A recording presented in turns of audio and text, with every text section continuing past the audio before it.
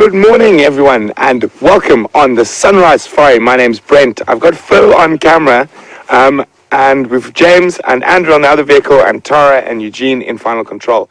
Welcome to a very chilly Djuma private game zone. It's 14 degrees Celsius, about 52 degrees Fahrenheit.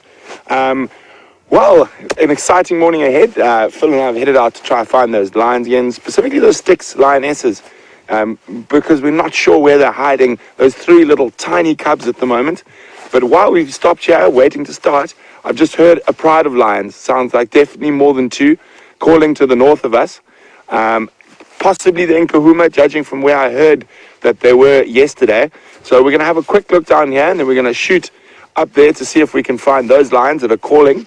They sound like they might be in the Buffelshoek Dam area, but they could be a little bit further north.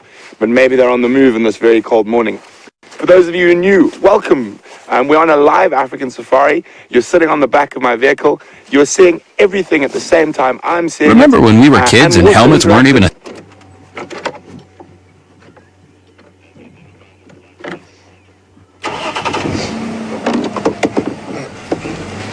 Morning mobile stations just had audio of, sounds like Pride of Angala towards Buffelshoek Dam, possibly north of Vertella boundary.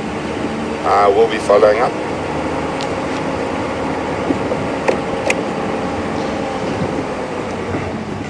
So very interesting for those of you who might have missed the sunrise and sunset safaris yesterday.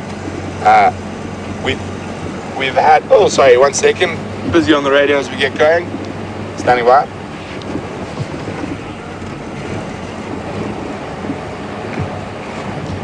I just heard audio of Angala. It sounds like north of Buffelshoek Dam, and I'm checking the last position of my timbers and sticks to see if which direction the Nkonzo is going.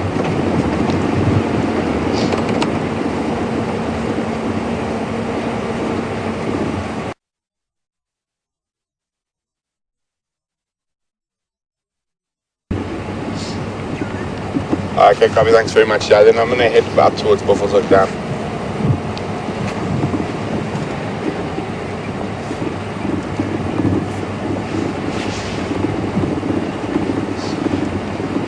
Copy, thanks very much, Andrew.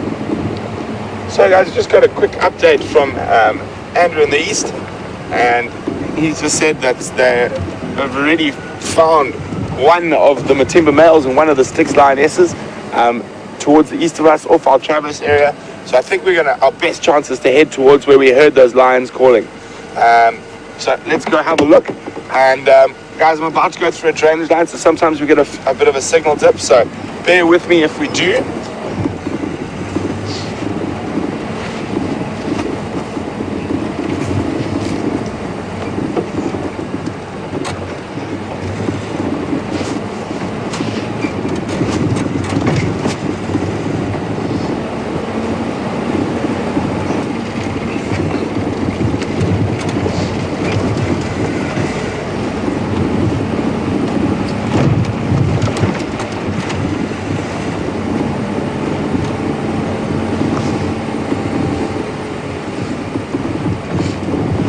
So while we're out, we're not only looking for the lions and the leopards and the elephants, we're definitely keeping an eye out for all the small things that might catch our eye as we travel. But generally for the first hour of a sunrise safari, it's the best time to possibly find some of those cats on the move while it's still cool. And as we can hear, we just heard lions roaring, so it is the best time to focus on finding the cats. But we will always keep a lookout for everything else.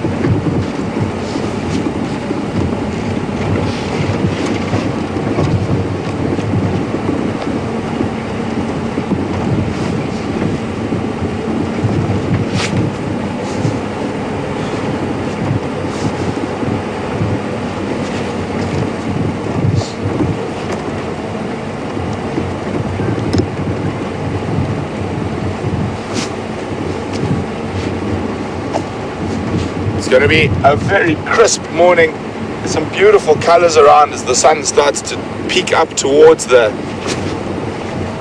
horizon.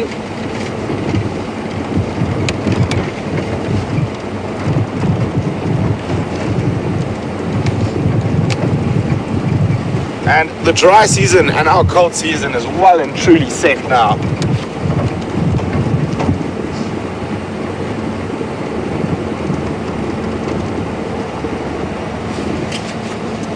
Quite interesting where we were watching those two Styx lionesses last night when they were scent marking.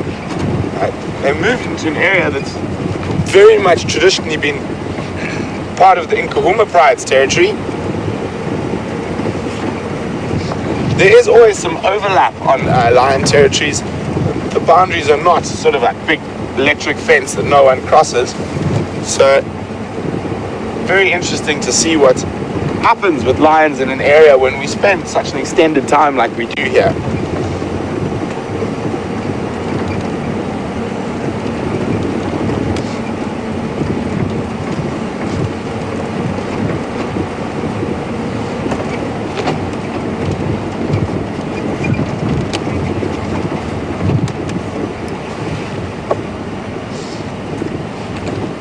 So while we move towards that last sound of the lions, we're going to cross across to James, who I'm sure is just as cold as me, probably a bit colder in his short shorts, and we will be back with you a little later in the drive.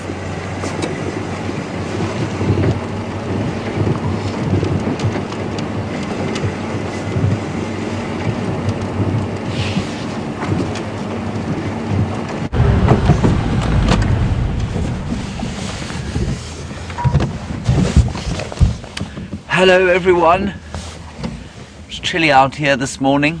Welcome to Wendy. We have gone terra incognito to the west in this African dawn. The sun has yet to peep over the horizon where we are. Andrew is behind camera. He is, I mean, I can't even describe what he looks like today, the amount of clothing he has on. He does have some fairly skinny legs sticking out the bottom of his shorts. They might be skinnier than mine even, which is quite something. Back in the control room, I'm sure as you're aware, we have Eugene and Tara drinking coffee and staying warm and using their brains rather than their hands as we are today. And Brent and Phil are following the lions. So, welcome to it. We love having your comments. Please remember that. We love having your comments and your questions. Hashtag Safari Live or questions at WildEarthTV. Our plan this morning is to go and check apparently Cam, the Zoomy. Thank you for your update. You had some lions that were audible from the camera at the Arathusa Dam, and also apparently some elephants at 4 a.m. That's quite a long time ago. I was mercifully in my bed by that time of the morning. But we're going to follow up there. I would really like to see some elephants today. So that's what we're going to try and find while Brent follows the lions. And who knows what else we'll see. You may notice that it is something of an effort for me to keep my lips moving in this sort of temperature. So I'm going to practice the name of a plant. Andrew, if you could pan over to the right slightly. There's a scraggly plant here, just over there. That's it, that scraggly thing that you have in picture now. Extremely exciting first sighting for the day. That plant, everybody, is called the caterpillar bush, but its Latin name is Ormocarpum tripocarpum. And so when one is cold in the morning, one must find a Latin name that makes one's lips move. Ormocarpum tripocarpum is quite a good one. So you can all say that repeatedly while I drive along. It's quite an interesting bush in that it doesn't, that's about as big as it gets out here because of the elephants. The elephants really love it. Outside of areas where there are elephants, it gets much, much larger than that. Right, on our quest for the elephants we go. Just see what we can find. Like I say, a little chillsome. Looking forward to the sun peeping over the horizon.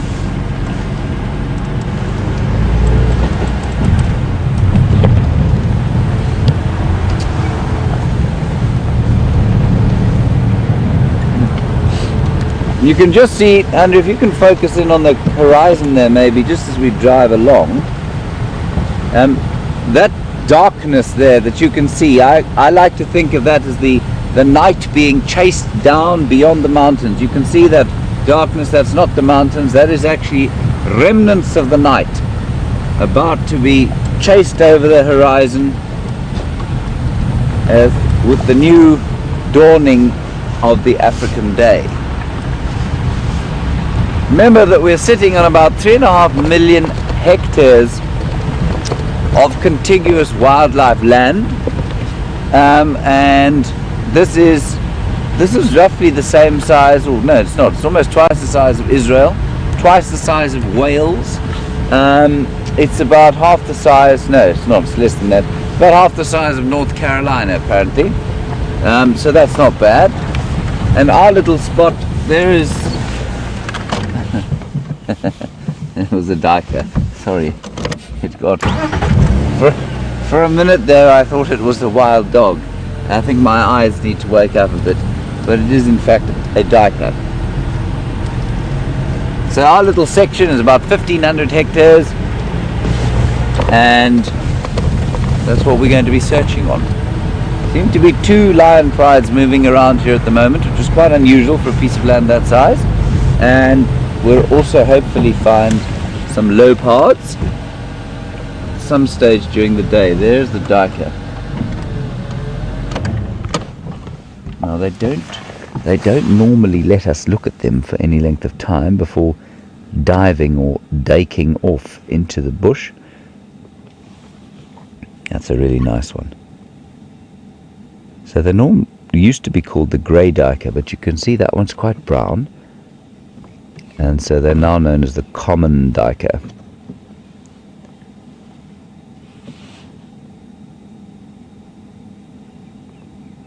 Nice.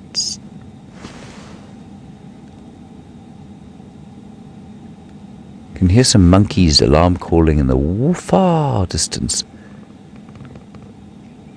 And then all around this sort of winter dawn chorus, which is a bit more. There he goes, diving away. And the dawn chorus today is a bit more subdued than it is in the summer.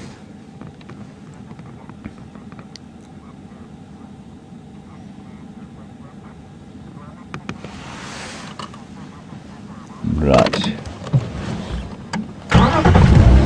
Carry on.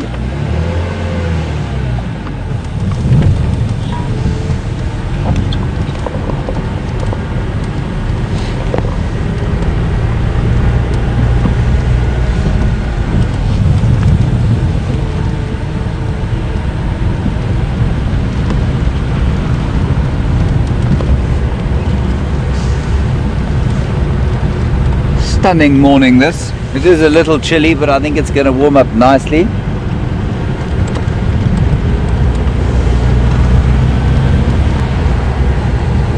So the dawn chorus in the winter is a little more subdued, it's a little more subtle, because none of the birds are trying to mate. And a large portion of the bird calls that we hear have to do with their desire and need to mate and the attraction of mates. A bit like those of us who play music initially started to do so because we thought it might attract girls. In my case, that hasn't been particularly successful. In Mick Jagger's case, it has.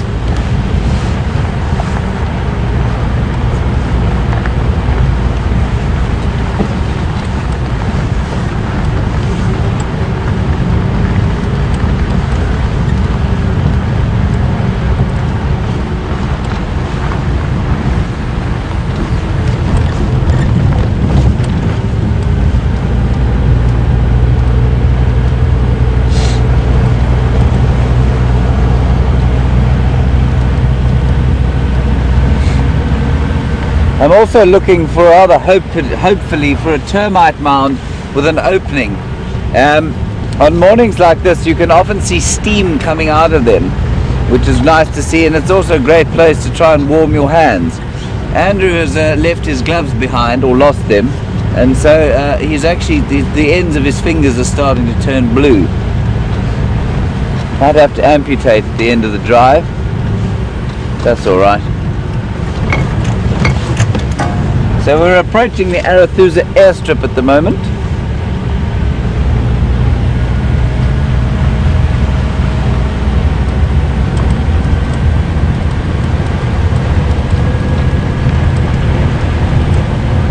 I'm hoping that there'll be something that they've decided that wants to be in the clearing at this time of the day.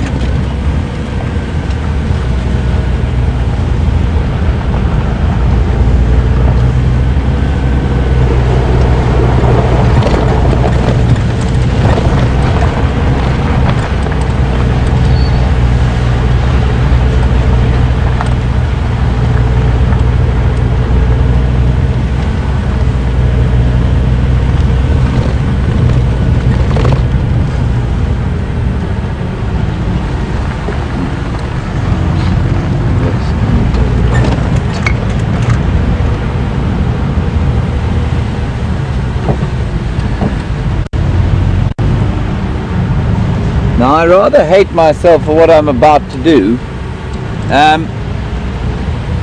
Normally the most twee sort of thing that a guide can tell his guests about is the toothbrush tree, because every guide tells every guest about the toothbrush tree.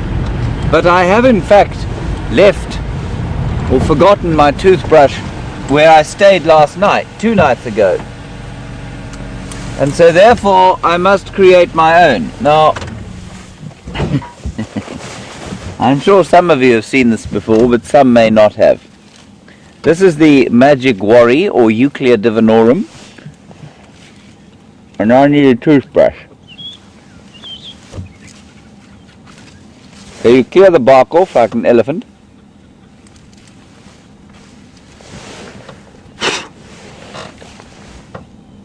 Now we make bristles.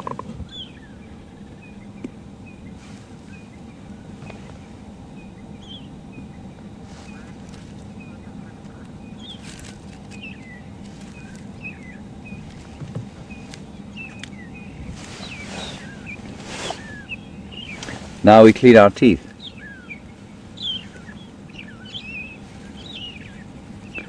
This of course results in bleeding of the gums, because you're essentially sticking spines into your gums. But actually it has quite a fresh minty feel. Not bad. I've actually never used it that effectively before. So thanks for excusing my morning toilet. On we go. Very angry crowned lapwings you can hear.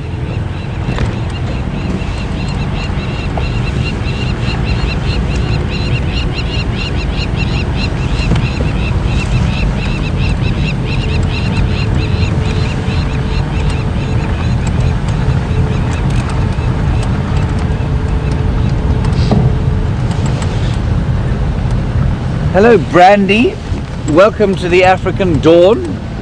I'm just going to line Andrew up so he can take a picture of it for you. Brandy, Ormocarpum tripocarpum is called such. Is that alright, Andrew? Perfect. There comes the sun. Because its common name for the caterpillar bush comes from the pods, which look like little hairy caterpillars, and there aren't any around really at this time of the year.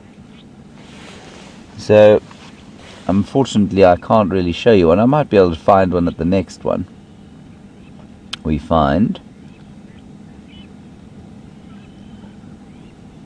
Apparently are some wild dogs being tracked around this area. Quite a few vehicles around, so we're just going to hope we bump into them at some stage. They are heading in this direction apparently. nice to just stop and listen for a while. I'm just going to be silent for the next 20 seconds and see what we hear.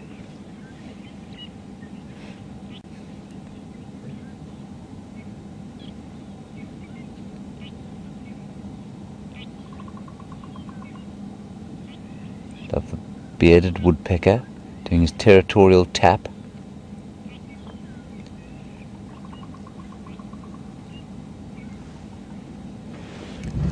Andrew, can we sneak along a little bit here? There are quite a few birds, and I know we had a request yesterday for a Swainson's francolin, and so we'll just go a little bit along the airstrip here.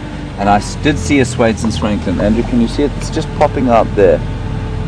Just popping out there. It's in that little ditch. See that? We've got him there. He's now almost invisible. He'll pop out now, I hope.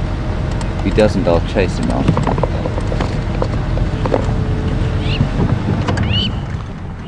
You can see the hornbill there, and they're shouting lapwing.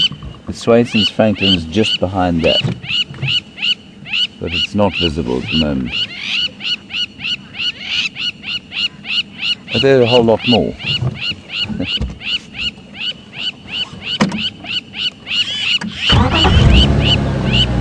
Sorry, Andrew, we'll just sneak slowly forward.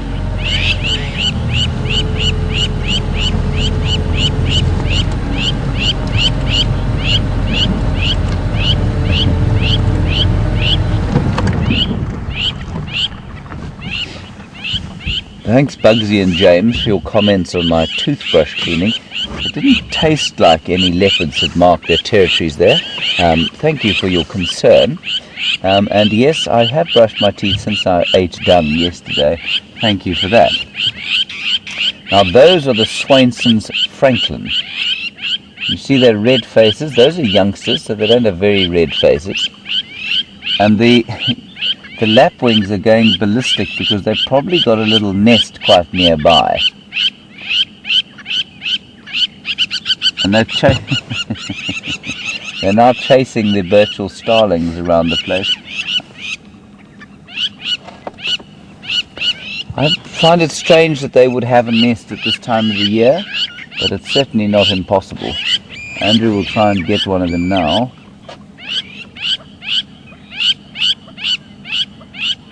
There he is, yelling his head off.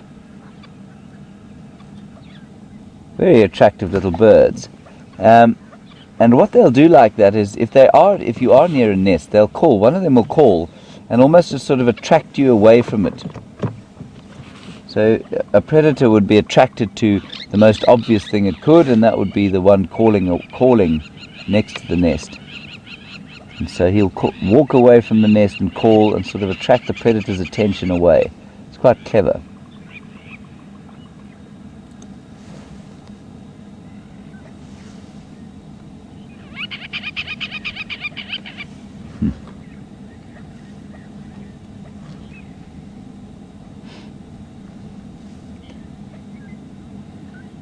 Starlings calling in the background. Let's just see those little Swainson's francolins picking up seeds that they can find, and possibly the odd little insect. That's a flock of that's a big flock of Birchall starlings, and in fact it's a mixed starling flock, and a whole lot of long-tailed or magpie shrikes. The starlings don't flock but in the winter time in South Africa. We're not sure why. It's quite interesting.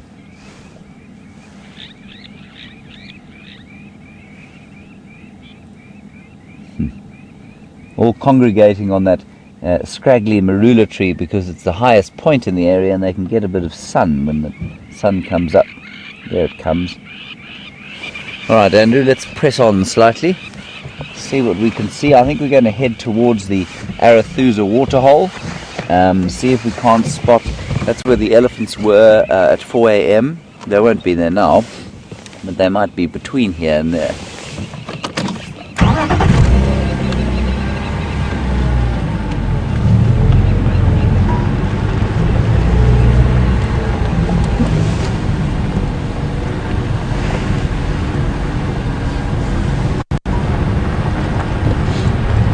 And Joanne, thank you very much. Thank you very much for your update. You apparently also listened to Lions at Arathusa yesterday, in the evening. Now I know that there are some people following tracks of lions. I think they're further west than they've gone off Arathusa basically.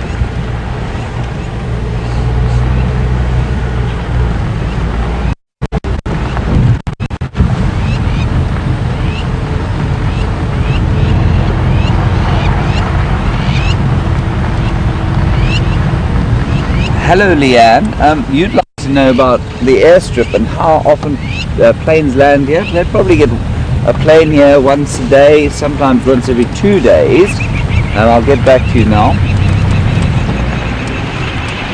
Oh yeah! How are you? How are you doing? Good? Is it cold? The guys are following up on Bachelor. Yes.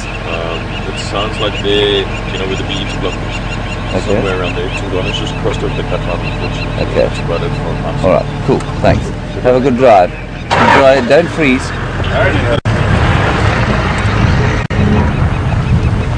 Right. So, the aeroplanes come in probably once a day, sometimes once every 2 days. People can drive into this area too. So, some guests like to fly, some guests like to drive. It's a bit cheaper to drive. And in terms of warning, planes do radio ahead to the lodges to tell us that they're coming, and we'd normally then come up to this sort of area, just check that the area is clear of any form of animal life. You don't want an aeroplane landing on an impala, and yeah, so that's the sort of warning that we get. And I mean, on a clear day like today, you'll see and hear them coming from a long way off. Normally on this airstrip it's a plane called a Caravan, which is a sort of 12-seater Cessna. Perfect sort of bush plane, lands in very little, needs very little ground to land. And then an airstrip like this will take something as large as I think it's a Beechcraft 1900, which is a sort of 20-seater, like a big King Air.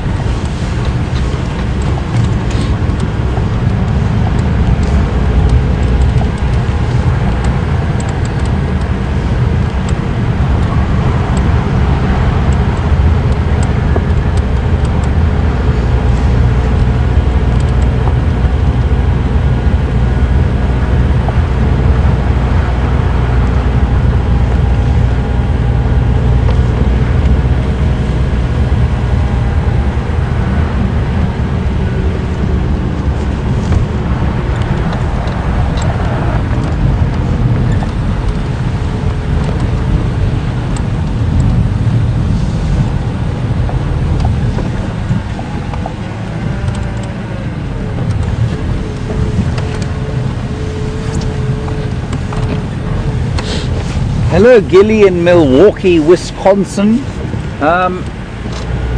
I imagine Wisconsin gets quite a lot colder than we are right now, but that you are possibly, hopefully, warmer than we are right now.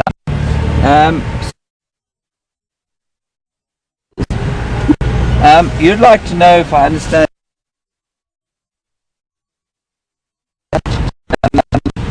and whether it was all local. Yes, it was all local. At a very old school, and then I went to university in Pietermaritzburg for the first stint, and after that I went to Cape Town for my second stint. But all local. Just get out of the way here for these fine fellows in search of animals. Are you? Morning. How's it going? Good. Fine. Any luck? Nothing? Okay. Alright, well. You guys draw Shirley's? No, not yet. I don't think so. Are we on Shirley's? Okay, cool. we're clueless. Good. This road, yeah. Okay. Okay, cool. Alright, see you. Enjoy your drive.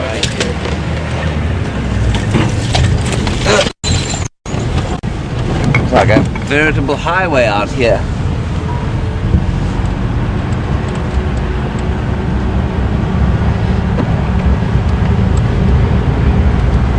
Right.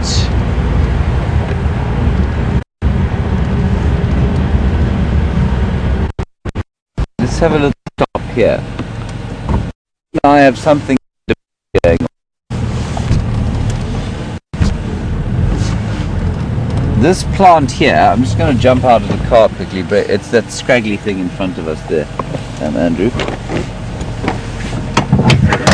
I suppose I should turn the vehicle off before I get out.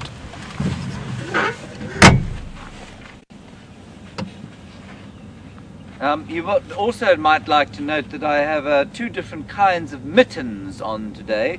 One is Brent's, the other is Scott's. I think Scott must have got this when he was about 4 years old.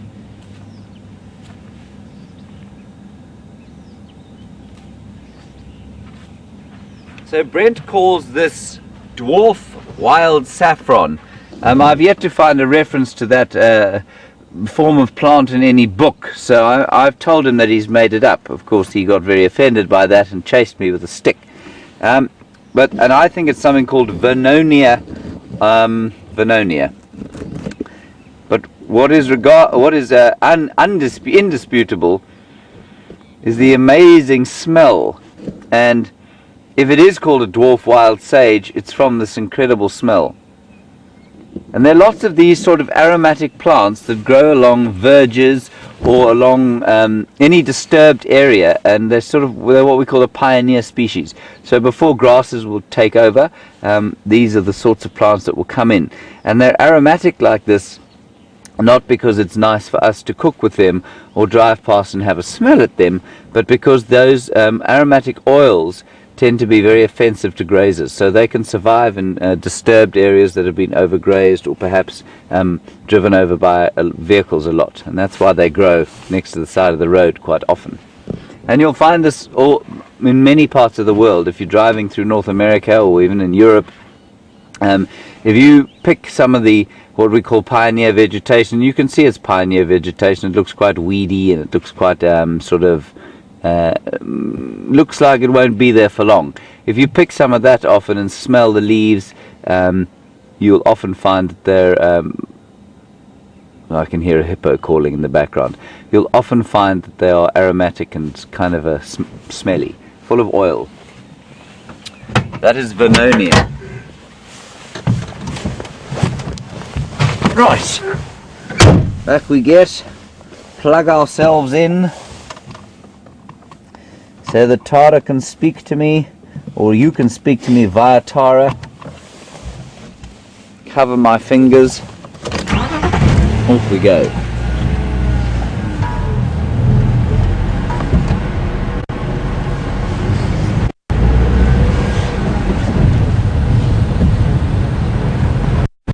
Turn the radio so I can hear what's going on.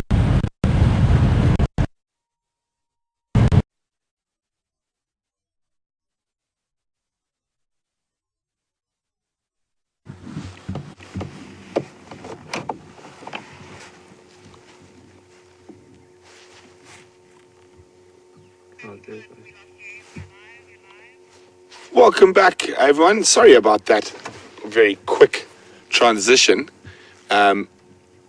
We've got quite an interesting little bird species here. We're going to try to get a proper look at them now.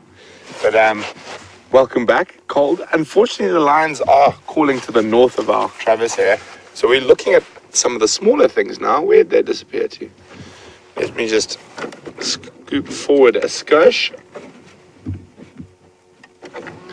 See if we can get another view of them. So I'm going to ask you to identify this for me. And depending on the one we focus on, just trying to see where they are. There's some just in front of us. It's going to be a bit of a difficult bird test because of where they're moving, but I'm sure you guys are up to the challenge.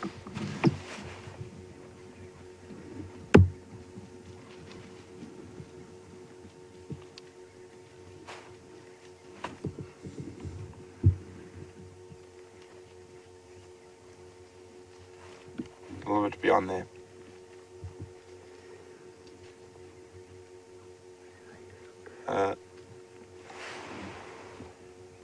I've just moved through. Let me try again. I'm moving into some shorter grass, so it might be a little bit easier.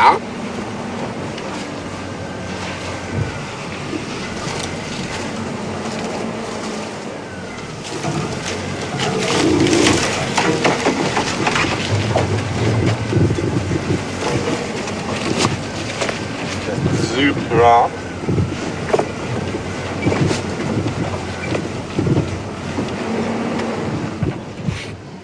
There we go. So which bird species does this? And let's have a look at the one we're going to get in shot now. Here we go. And is it a male or a female? We'll keep on them for a little bit. But it is going to be quite a tough challenge. They are scurrying about in the grass. They might come onto the open a little bit now. There we go. And you can send your answers to questions at WildEarthTV, or you can use the hashtag SafariLive on Twitter. What bird species is this? And is this a male or a female?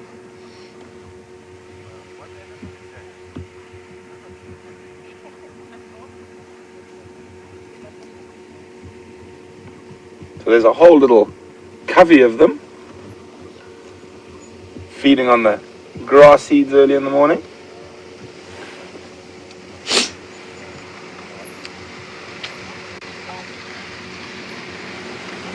Morning everyone. How are you doing? It's Nyoni for. What are these photos? Nyoni, birds. We're looking at some birds. Enjoy, good luck. So, Ephraim's just passing.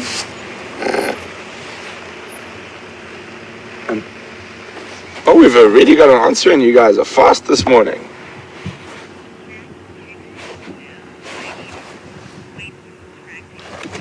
Well, the first answer in, although being fast, is not correct. We've had Swanson's Franklin in, that's not correct. But it is a Franklin, so on the right track. Let's see if we can get one last glimpse at them. How Paul moved into the longer grass.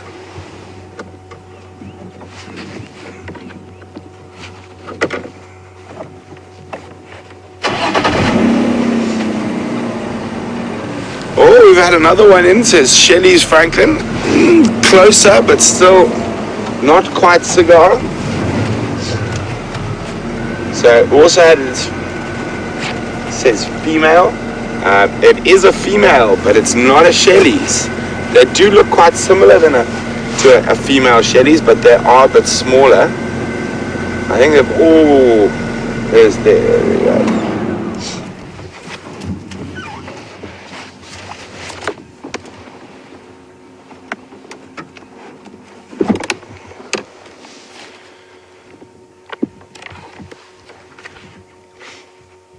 So I'm trying to see if we can spot the male. The male's a bit of a dead giveaway. That's why we decided to show you the female first.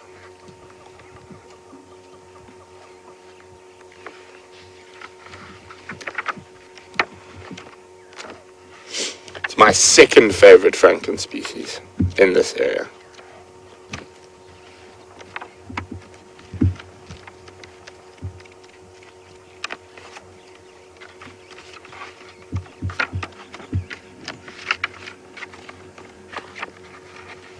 Oh, looks like they've all done a disappearing act. I'm just going to get the book ready. You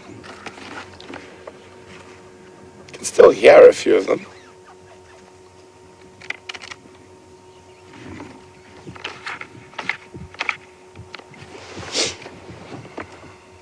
Oh, there they are. Let's see if we can see the male.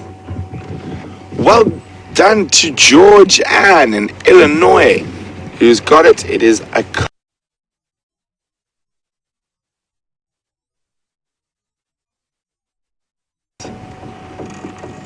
I'm just trying to see him. I did see him a little bit earlier. We've got the ladies here still. The leafleter every now and then they do these wonderful little contact calls to each other, just to make sure that the whole covey is together.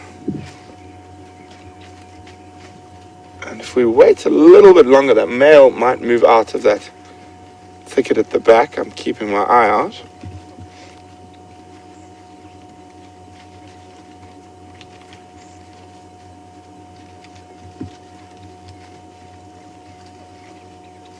There's probably about 7 or 8 in this little covey.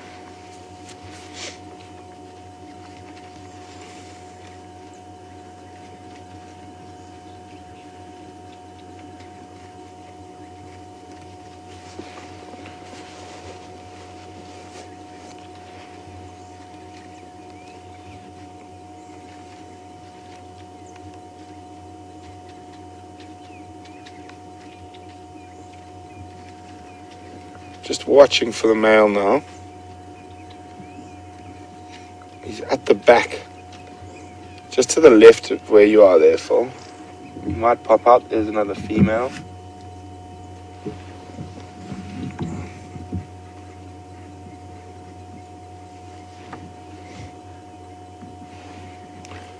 It doesn't look like the male's being very helpful this morning.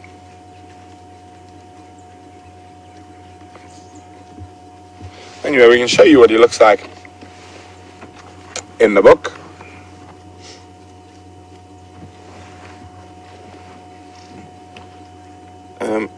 Phil thinks he might have spotted him behind there. Let's have a look whether that's the male.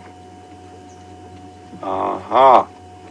Is that him? I can't see just yet. There we go. There's the male. You know that very sort of dark crown and sort of rufous or orange, almost a burnt amber orange head. Very, very pretty little bird. The smallest of the Franklin species that we get here. Good spot, Phil. There we go, you can see that head of his, and it disappears.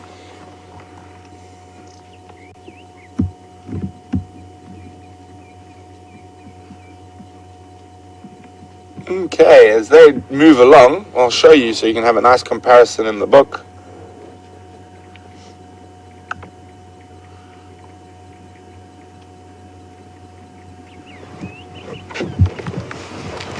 So there we go. Number 3 here.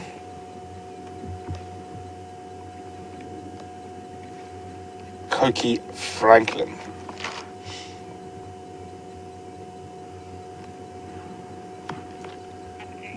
So there's the male. You can see that really nice burnt orange head with a darker brown cap, and then the female with those beautiful white and black facial markings. The reason you can get confused with the Shelleys is you can see they do have that, also have that white sort of throat around and black around the throat. They're quite a lot bigger, and they don't have that such intricately detailed lining on their face. And the Coqui's call is quite an interesting one. It's I'm going to play it for you now. So he's said to say Coqui, Coqui, Coqui. So that's where he gets his name from. Coqui, Coqui.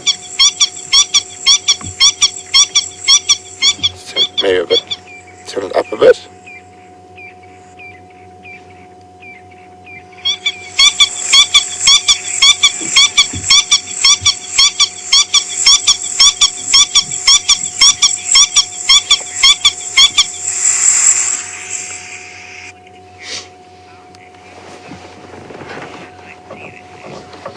Sorry, apparently we had a few little sound issues with the satellites. We apologize profusely for that.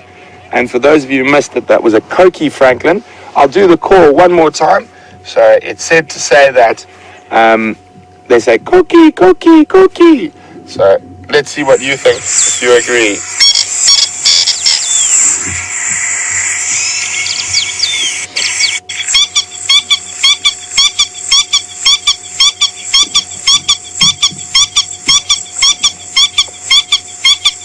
So there we go, a Cokie Franklin, one of my favorite little guys. So I just heard an update on the Game Drive radio. I just want to double check. It's off our property owner. Just double check if that sounds like it's coming towards us. Anyway, there. Quite far away, so we're going to head on down to the sort of northwest corner where we had that last report of Sindile. Check the boundaries here, the lines have definitely crossed out, so we're going to head, at the moment we're heading almost due west.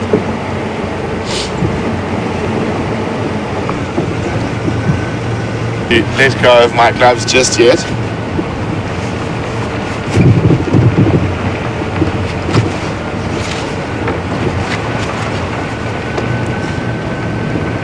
But a beautiful winter's morning.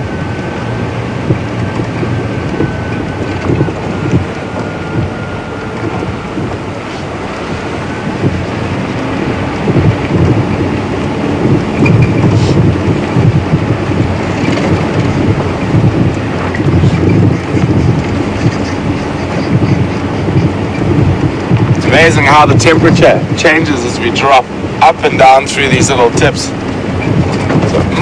Definitely a degree or two cooler when we're at the base than when we're at the top of the ridge.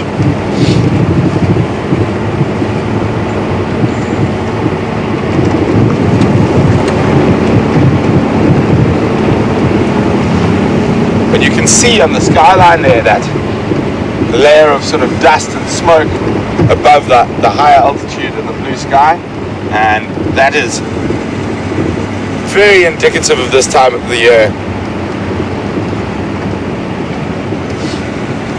Lovely pastel color.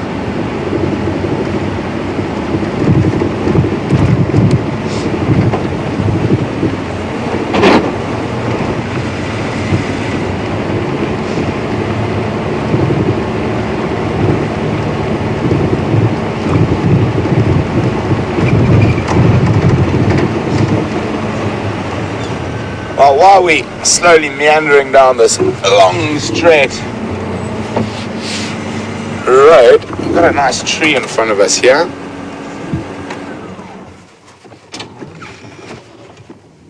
So, very beautiful tree.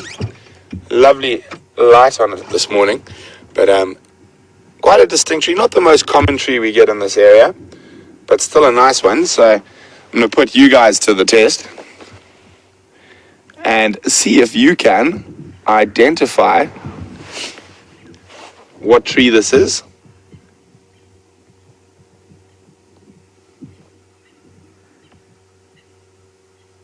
Very distinct bark.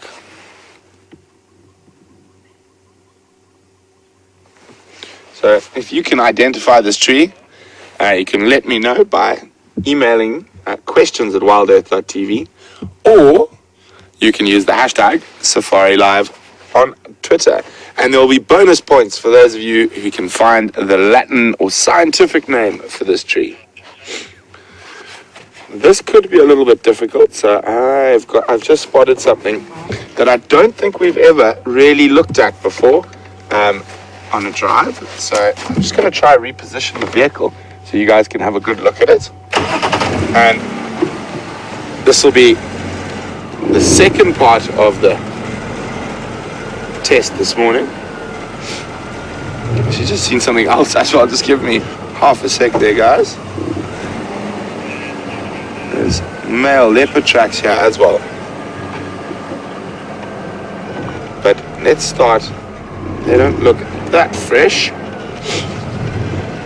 I think Phil may be able to catch them from here. I'm going to show you what I'm looking at now, Phil.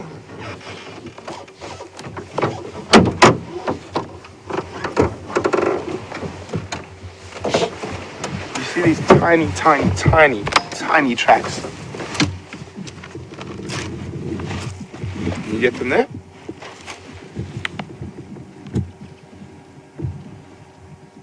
And it's also there if those are better.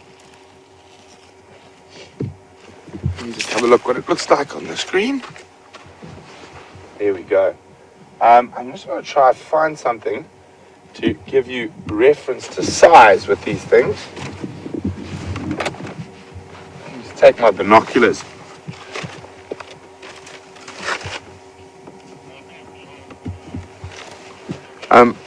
Let's try those ones, yeah. Those look like we can see them a bit clearer.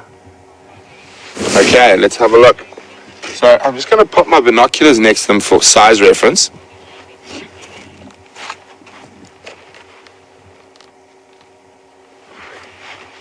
So you can see how incredibly tiny those tracks are. Minute.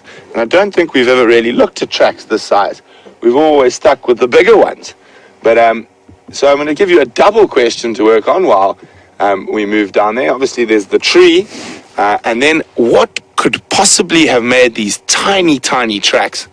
I'm going to put my finger there as well, just so you can see. What could have possibly made these tiny, tiny tracks in the road during the night?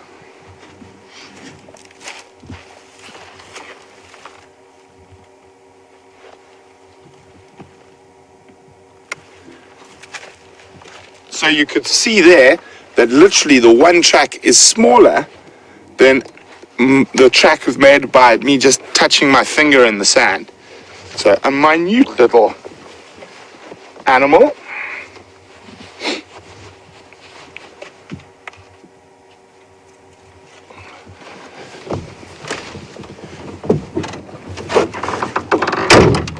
But quite interesting to have a look, see if you guys can figure out what that tiny thing is.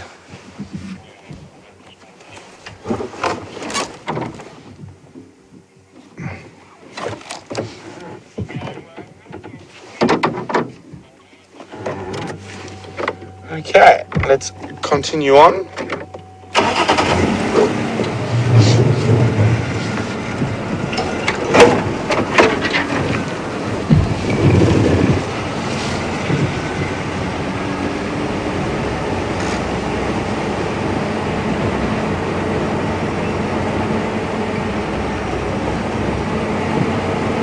So, first couple of answers in for the trees, and unfortunately, no one's got them right yet. We had Marula and Leadwood, neither of which are correct. And if we have a look, there's actually a magpie shrike sitting in a smaller version of that tree. Same species of tree, just a little bit of a smaller one. But with magpie shrike at the top. And getting warm in that nice early morning light sitting on top.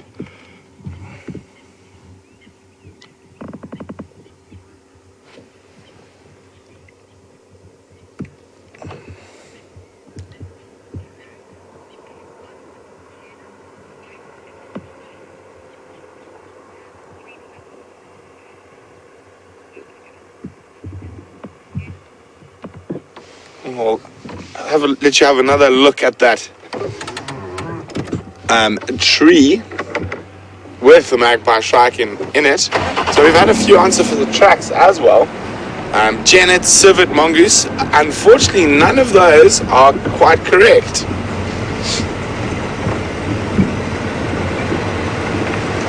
Morning, morning. So I'm just going to go through a dip here as we possibly have a little bit of signal issue, but I'm going to shoot straight through it.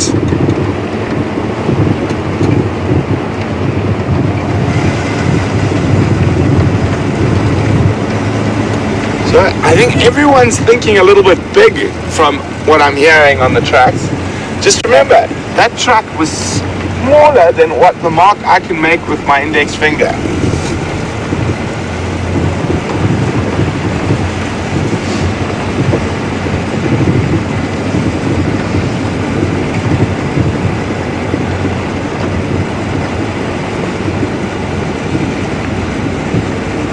Well, we're now getting to a closer.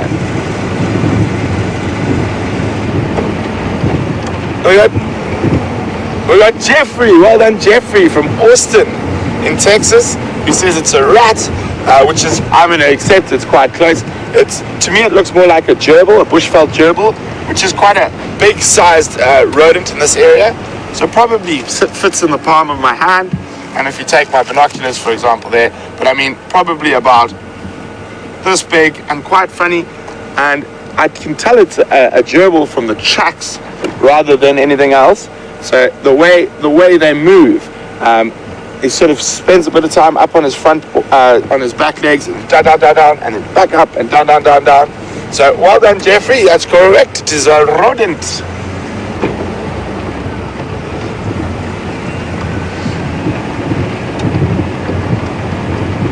Oh, well done to Gilly in Milwaukee, who also got it correct, and she guessed gerbil. Well done. It's nice to actually have a look at some really tiny things from time to time. And I just thought, I don't think anyone's actually ever stopped and looked at some gerbil tracks. So they were so nice and fresh in this crisp early morning that I thought it was definitely worth having a look.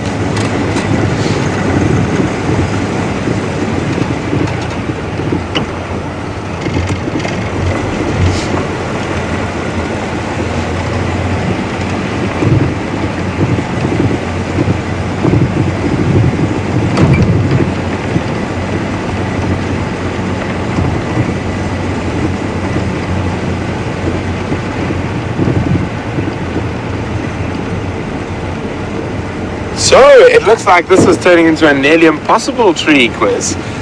What I will do is I'll keep waiting for some more answers, then I'll go I'm pretty sure on one of the next ridges there's one a bit close to the road, so we can actually get a branch and have a closer look. But keep trying, guys. Before then someone has got it right. I'm just waiting for a name.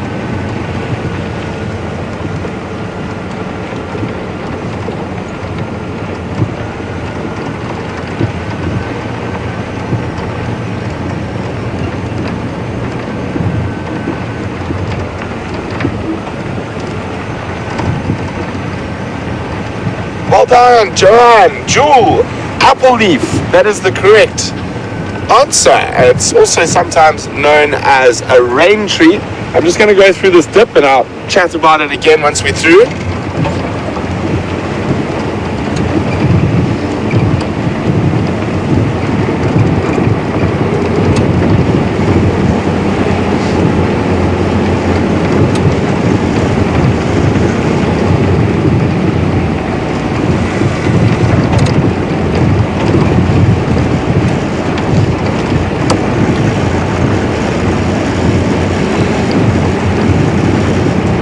Okay, we're through the dip.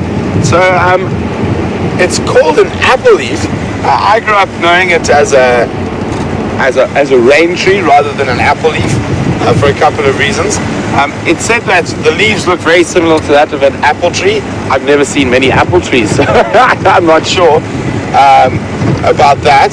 But the name I know it by is a rain tree, and there's two reasons for that. The one is that there's a very specific type of very small insect, especially towards the end of the dry seasons around October, November, called a spittlebug. And I think if I remember correctly, the one that feeds off the apple leaf is called a Tipuana spittlebug. I might not be 100% on that. That could be the weeping wattles one. I'll double check on that a little bit later. But what happens is this tiny little spittlebug, another nice name for them is a frog hopper beetle. So they've got very developed back legs, and they're shaped almost like a rose thorn, but not quite as sharp, obviously. These hugely developed back legs that enable them to spring vast distances for an insect of that size. And what they do is they suck the sap out of the leaves and the stems of the leaves of that tree at a rate of knots, and they almost expel a drop a second when there's a lot of them. And what that does is during some of the old days, people used to stop underneath those trees and they'd think it was raining. Sorry, I just got to check. False alarm. They would think it was raining from the drops from the spittlebug. Also, when the wind blows, the leaves, I'm going to see if I can find you some now. the leaves make the sound like rain on a tin roof. So one of my trees that reminds me a lot of my childhood. A lot more of them in northern Botswana than here. Also, one of the things you learn very quickly when you live in a place like northern Botswana is you never build your camp or your house under one of those trees.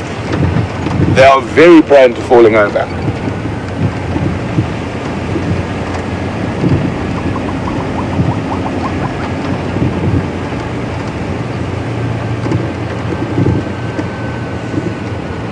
Just checking carefully now. I know there's some a little bit further along.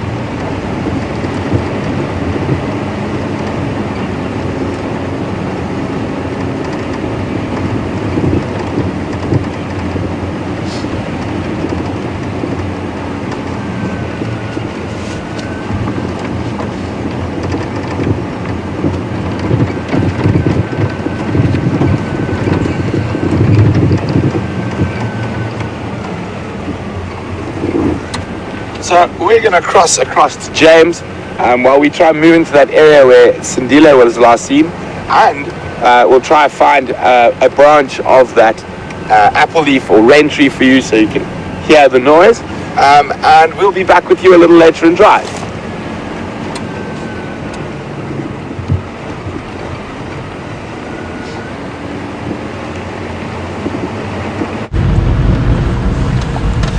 Hello everybody, welcome back to the recalcitrant Wender line. Behind us is a waterbuck. Andrew, wake up.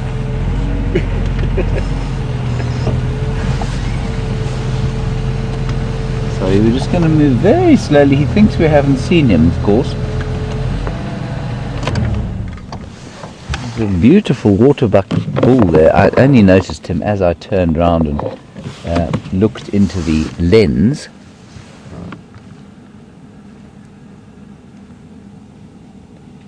There he is. Stunning waterbuck bull. Nowhere near any water, of course. I'll just try and do a little bit of a turn around there. I don't think he's going to be particularly tolerant of us.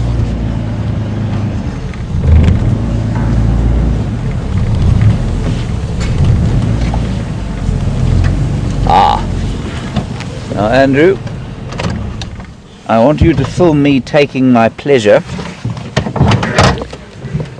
It's quite a chilly morning, as I've said, and what we normally, or what I like to do on a morning like this, is find an exposed termite chimney and warm my hands above it. So let's see if we can do that now.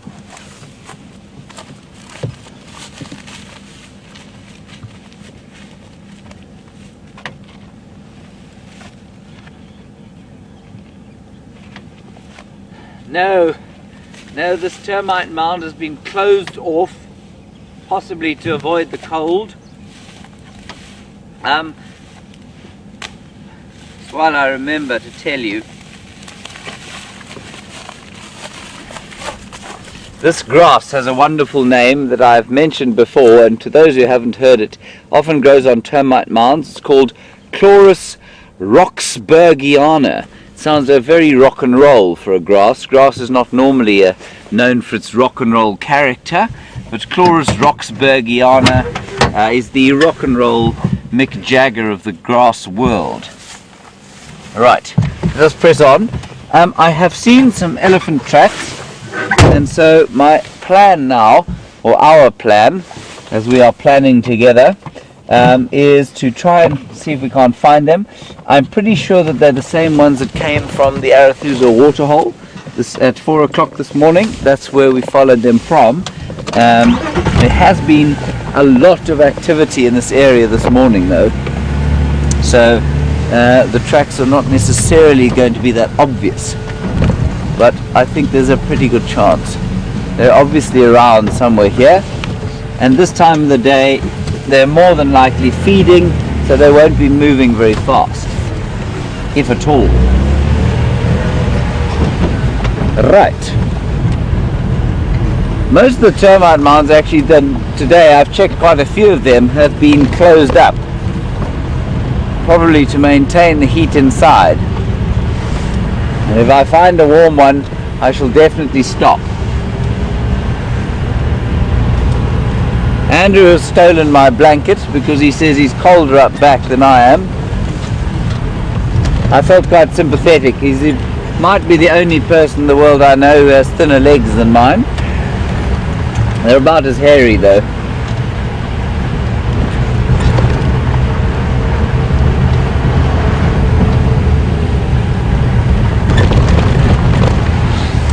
So from animal-wise, it's been a pretty quiet morning, but we can just start to feel the edge of the cold coming off the atmosphere. The sun is just starting to warm the air, which is rather lovely.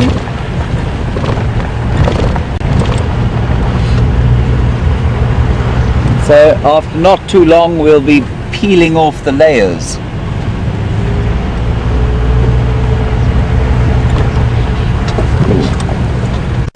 You get those southern black tits. I'm just going to stop here. It's quite a good idea, even if Andrew can't get them. I think he will get them though. In this bush there are two little birds called southern black tits. There we go. And what they do is they often indicate indicators of bird parties. There are often lots of other birds around them. In this case, it might be a sort of breakfast date that this pair is going on. There he is. Not easy to follow one of them. They're insect eaters, and so they will glean insects from leaves and from between the fissures in the bark of trees, and they'll just fly from tree to tree, and they're often followed by other sort of leaf gleaners, as we call them.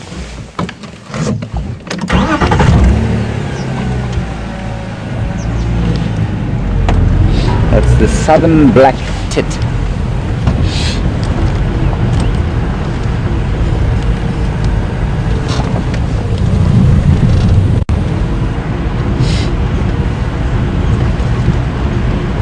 Not to be confused with a drongo.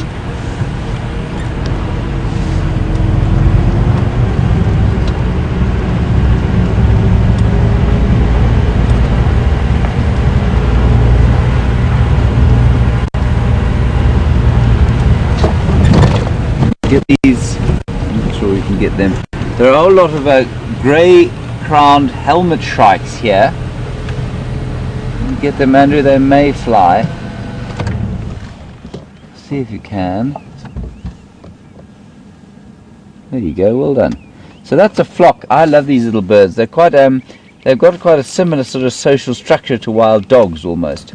They have a breeding pair, and the breeding pair will obviously lay a clutch of eggs and then start to raise them, and then they will keep that clutch of eggs with them for the duration of the next year, after which they'll kick them out and they'll go and form their own flocks, so they stay for a year, help raise the next clutch, and then move on. So in your first year of life as a grey-crowned helmet shrike, you have to help raise your brothers and sisters from the next year, and then you can go off and set up on your own.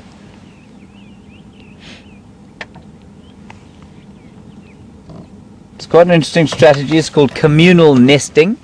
So they'll move in flocks that breed together, or communal breeding, and there are not that many birds out here that will do that.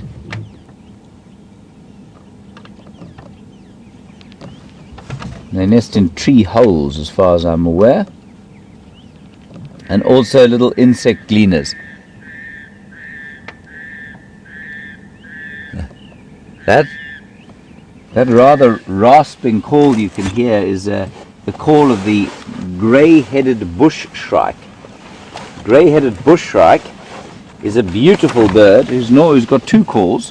One of them is that horrible rasping one you've just heard, and the other one gives it its colloquial name, or its colloquial Afrikaans name. There it is there, Andrew. Number 2 is the grey-headed bush shrike. Beautiful bird, and its Afrikaans name is the spookvoël, which means ghost bird, and that's because of its other call, and it goes like this: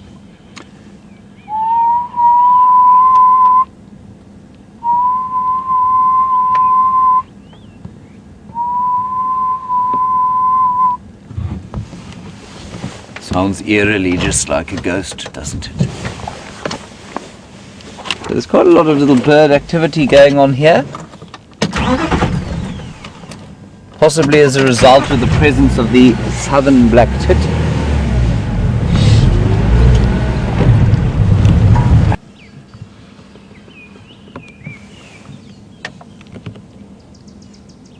There's a drongo doing a rattling testicular call, and the one that we were trying to track was doing the white-browed scrub robin.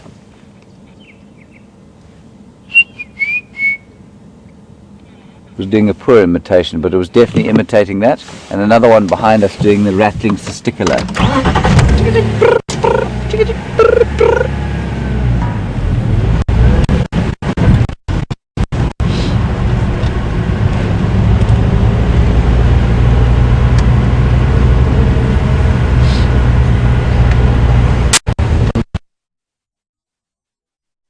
Welcome back, everyone.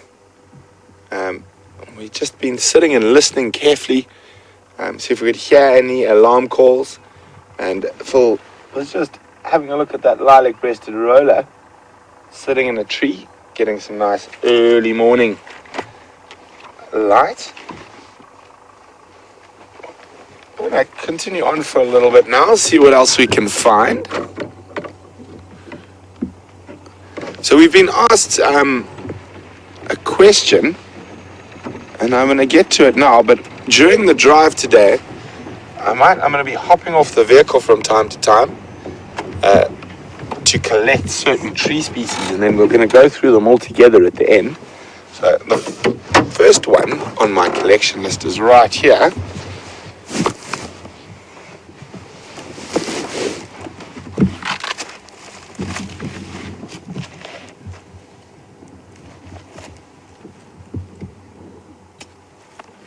So there's the first one. I'm not going to tell you what it is yet, but we're going to collect all of them. Pop that down there. Warmed up quite a bit. I think I can lose my blankets and some of my other paraphernalia.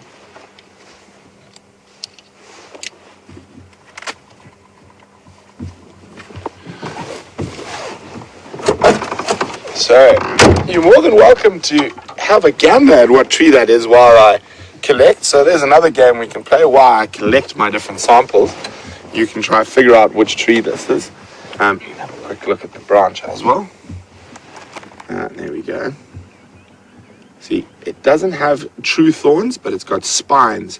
And spines are basically branchlets that have changed in their adaptation to protect the tree like a thorn would. But they're not true thorns, they are branches. But they are spines and nice compound leaves.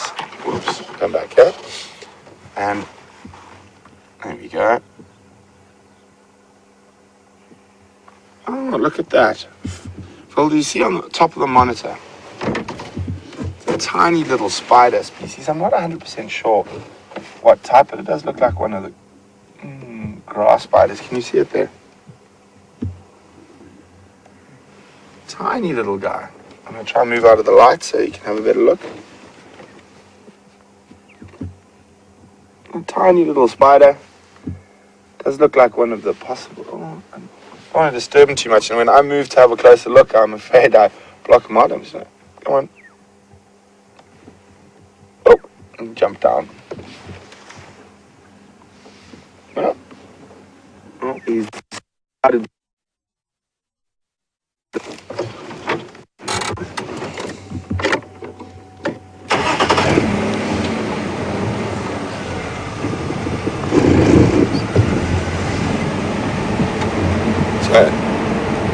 As the morning warms up, it's becoming really, really beautiful, or more comfortable for me at least. Don't have to feel like I'm a snowman.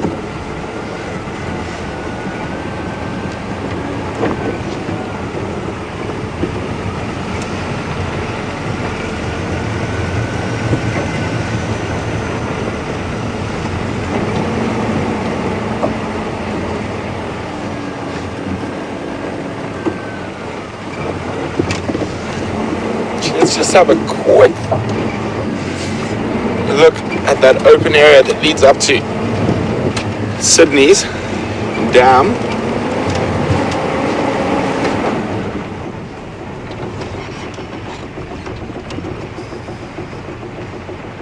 Let's see what's happening here this morning.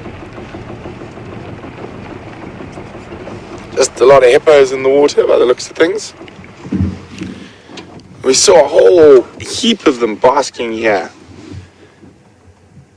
I think it was on yesterday's sunset safari. So I'm quite sure as it warms up, I think at the moment they're probably warmer in the water than they would be on the bank. But as the sun warms up, I'm quite sure you're going to find quite a few of them basking in the glorious winter sun.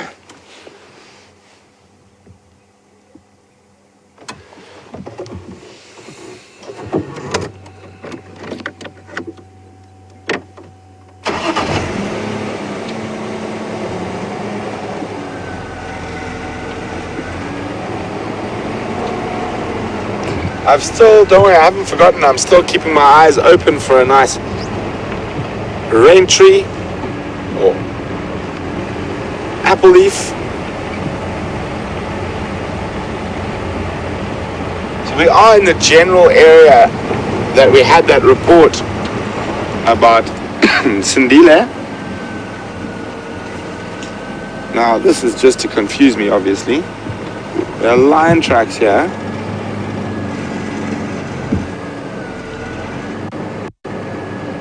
And this would not be the Nkahumas because they've been found to the north of us already, and it definitely wouldn't be the Sticks because they've been found to the south of us. And we're right in the northwestern corner, so I wonder which lions this could be.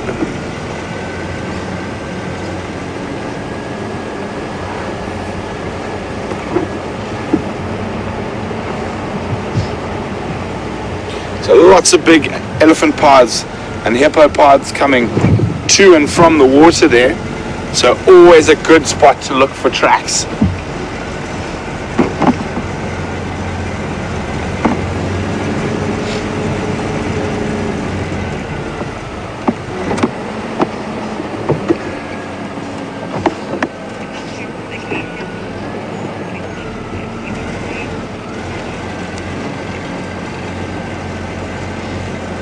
Just check this big path here.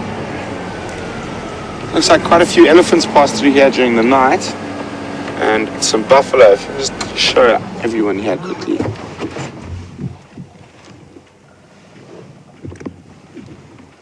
So some ellie tracks, buffalo tracks, all moving up and down between the water during the night. And these ellies are proving to be quite elusive at the moment.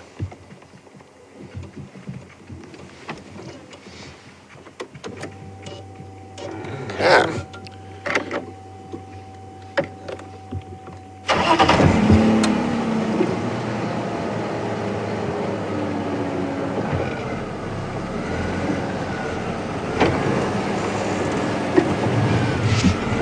So, those of you who've been watching for a while, this is the area that Steph, Scott and myself dubbed the black hole. So we had so many tracks coming in here, but we had great difficulty finding anything while we were here. So hopefully it has changed and is now a beacon of shining light.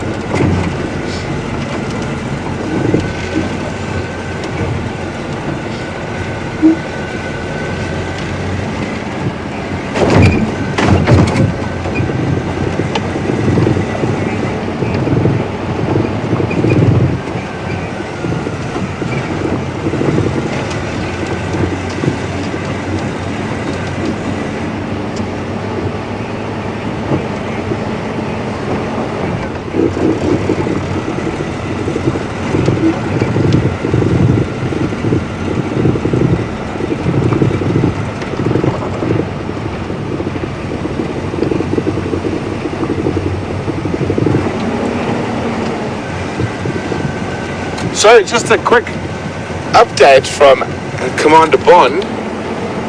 He has got all your messages. He is aware and he is on standby. So fingers crossed. I'm not going to reveal for what just yet, but fingers crossed that you are able to join James for a very exciting surprise.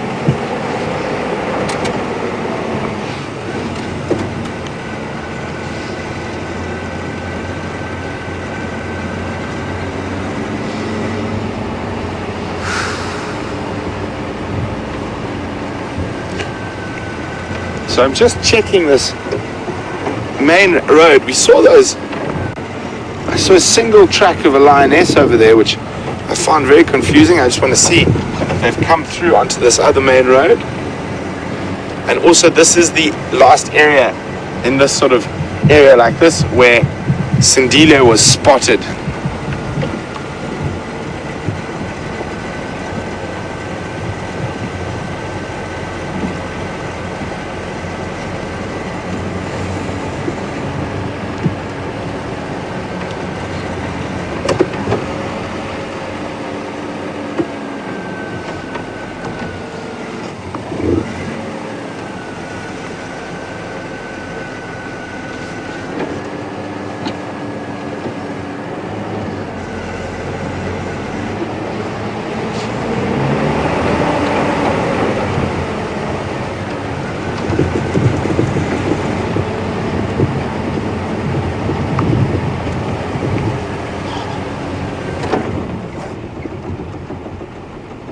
I just thought I heard a squirrel alarming.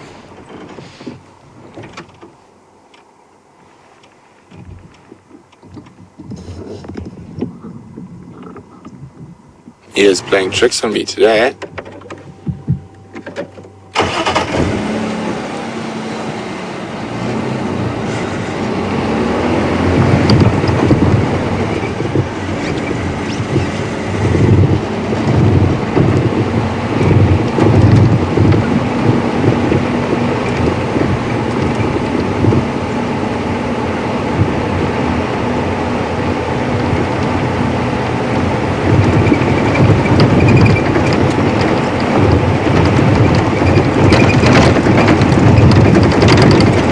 Problems with these main roads is that they get quite a few corrugations, so I will try to avoid them as much as possible.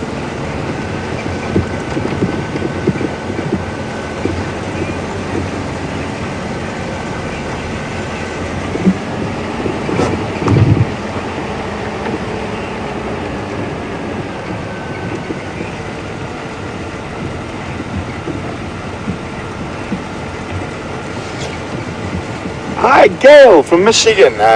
James has been chatting about what type of airplanes would land on the Arathusa airstrip, and Gail would now like to know whether Scott, James, or myself on the possession of a pilot's license. Unfortunately not, none of us do. The closest thing I can say to, well, myself having a pilot's license is my mom. My mom is a pilot, and she used to fly those little bush planes in northern Botswana. So that's the closest. For me, it just didn't really appeal to me. I like driving.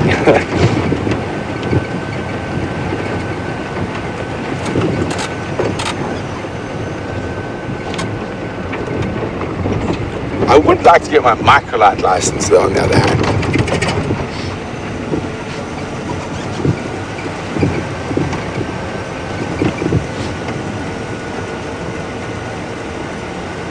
So I still haven't seen any tracks. It's possible he stayed in these quarry thickets to the east of us here.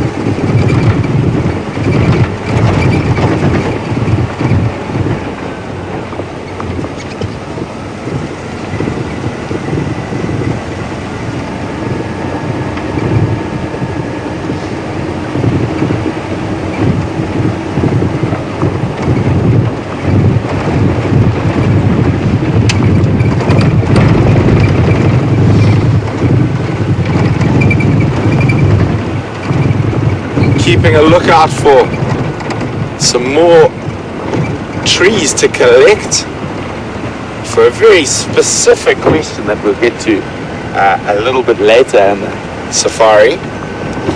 And here is the next one.